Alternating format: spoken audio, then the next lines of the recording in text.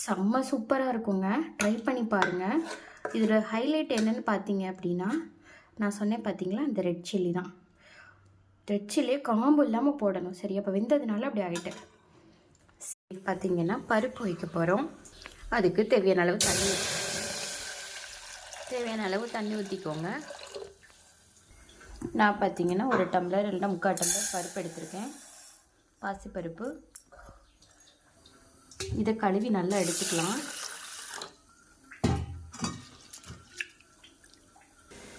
பார்த்தீங்கன்னா பருப்பு நல்லா கழுவிட்டு இப்போ பார்த்தீங்கன்னா தண்ணி நல்லா கொதிக்குது, போட்டுருவோம்.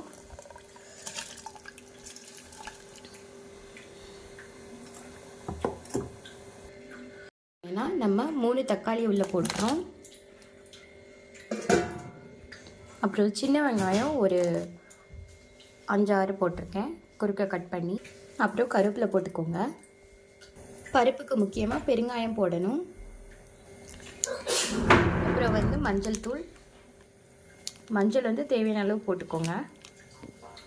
இப்போ முக்கியமானதே பார்த்திங்கன்னா இந்த காம்போட ரெட் சில்லி உள்ளே போட போகிறோம். சிகப்பு மிளகாய், சிகப்பு வத்தல். நேரம் பார்த்திங்கன்னா பருப்பு வேகாது. அதுக்கு இது ஒரு நல்ல இது. நீங்கள் இதை ட்ரை பண்ணி பாருங்கள். சிகப்பு வத்தலை அப்படியே காம்புக்கெல்லாம் உள்ளே போட்டு மூடி வச்சிட்டிங்கன்னா சூப்பராக இருக்கும். பாருங்கள், உலக ஒரு 3-4 விசில் வந்தோன்னே இறக்கிடலாம். அவ்வளோதான்.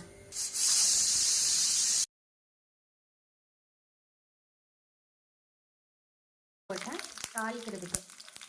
பருப்பு இன்னும் டேஸ்ட்டாக வேணுன்னா ஒரே ஒரு டிப்ஸ் என்னென்னா, கொஞ்சோண்டு தாளிப்பீங்கள்ல, அதில் நெய் போட்டு தாளிச்சிங்கன்னா போதும். இல்லைன்னா நெய் இப்போ பார்த்தீங்கன்னா தாளிச்சு ஊற்றியாச்சு. அவ்வளோதான். இங்கே பாருங்கள், பருப்பு சூப்பராகிடுச்சு.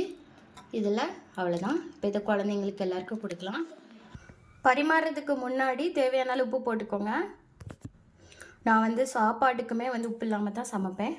நான் இப்போ ஹிந்து உப்பு சொல்லுவாங்கள்ல, பிங்க் சால்ட்டு தான் யூஸ் பண்ணுவேன். ஹிமாலயன் சால்ட்டு, அது நல்லது. இப்போது நான் ஊற்ற போகிறேன். பாருங்கள்,